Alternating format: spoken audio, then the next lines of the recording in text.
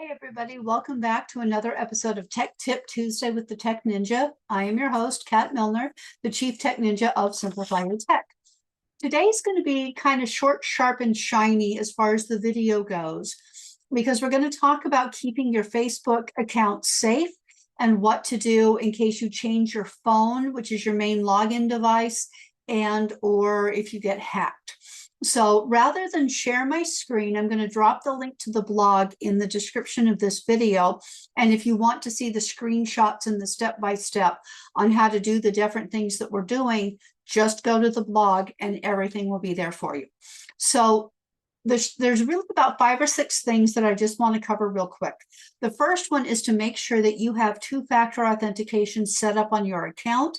That is so that you get a text message with a code, or you give them the code from the Authenticator app. There's a number of different ways that you can do that. When you go into your account, you can choose how you want to do that.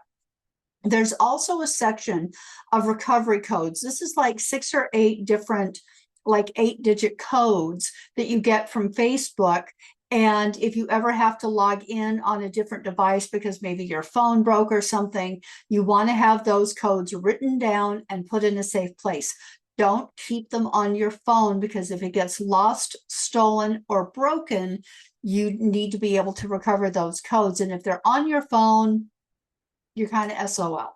So make sure that you keep your devices updated, keep those codes in a safe place, know where you're logged in, and periodically review that to make sure that nobody else has jumped on and hijacked your account. But also keep another device like your iPad or a tablet logged in, so that if anything ever happens to your phone, you can still get in on that account and authorize yourself. Enable the login alerts. Get the emails that say, hey, somebody logged in on Facebook. Yes, they're annoying, but it also keeps you safe and makes sure that you know that you're the only one logging in on your account. And then lastly, just do it now. Right now, yes, as soon as you finish watching this video, right now, go and do it.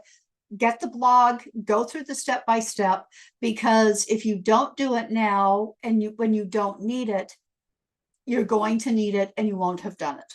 So please do yourself a favor and take care of this now. Thanks so much for joining me, and I look forward to seeing you next week.